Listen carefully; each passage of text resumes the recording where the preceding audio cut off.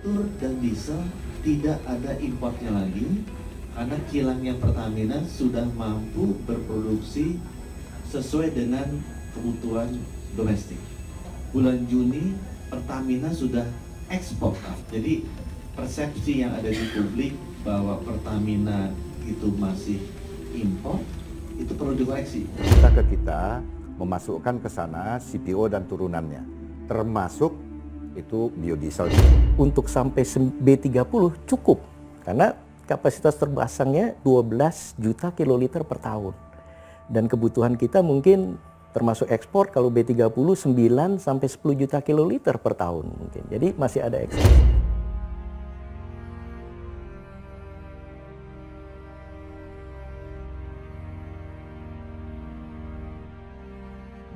Oleh sebab itu, dengan potensi yang besar ini, kita tidak boleh hanya berhenti di CPO-nya saja, sebagai eksportir CPO. Sudah berkali-kali saya sampaikan, jangan sampai kita mengekspor raw material, jangan sampai kita mengekspor bahan mentah. Hilirisasi, industrialisasi harus dilakukan. Dan harus kita paksa untuk dilakukan. Kita sebagai negara tentu non-blok, punya market yang terbuka, tapi tetap kita punya kepentingan nasional. Toh kepentingan nasional kita untuk apa? Para sahabat negara tetangga juga, bukan hanya untuk kita. Beyond globalization ala Indonesia, dengan semua strategic partner yang percaya akan pertumbuhan ekonomi Indonesia. Ayo bangun Indonesia. Ayo, ciptakan win-win solution. Toh, kita bisa menjadi supply chains untuk dunia.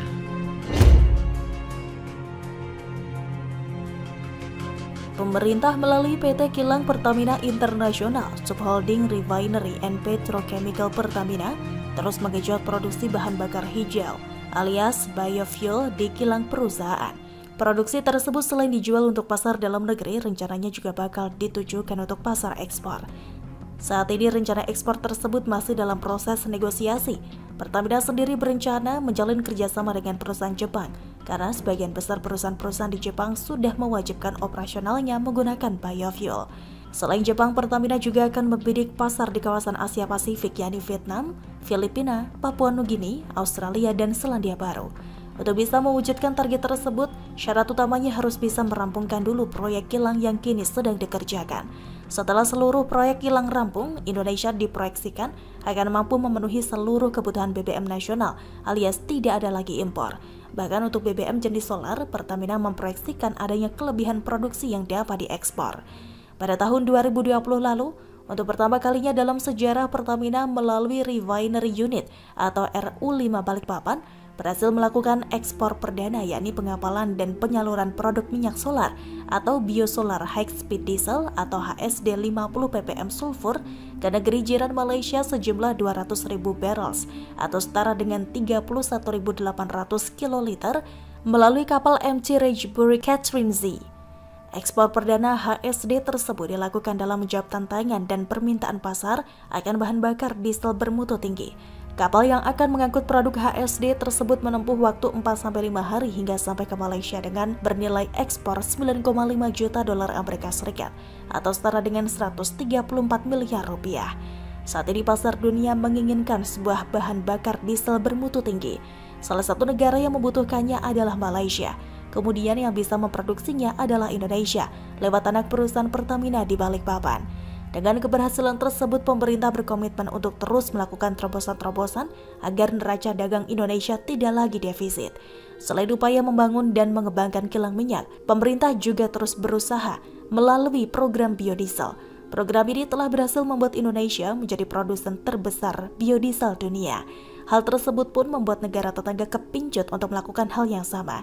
Selama ini, tidak ada di dunia ini yang menggunakan B30 atau pencampuran 30% biodiesel dengan 70% minyak solar, sehingga hal tersebut menjadikan Indonesia sebagai trendsetter dunia. Berkat kenekatan Jokowi banting setir, meminta agar CPO tidak melulu diekspor tetapi dijadikan komoditas macam B20 dan B30, Indonesia bisa menghemat ratusan triliun rupiah per tahun. Apalagi alasan Jokowi kalau bukan karena optimis, ini akan membuat posisi tawar Indonesia akan semakin tinggi nantinya. Seringkali kita begitu ngiler melihat bangsa orang, kagum setengah mati melihat kemajuan negeri orang. Lupa kalau sesungguhnya mereka tidak sekaya kita. Lupa bahwa yang bangsa itu memiliki sebagian didatangkan dari negeri ini. Hanya saja mereka memiliki kemampuan mengolah, sedangkan kita kehilangan percaya diri. Namun, Jokowi sekali lagi membuktikan bahwa beliau adalah presiden yang mempunyai visi jauh ke depan. Beliau juga adalah presiden yang percaya kemampuan anak bangsa dan terus mendorong masyarakat untuk melakukan inovasi yang berguna bagi negara.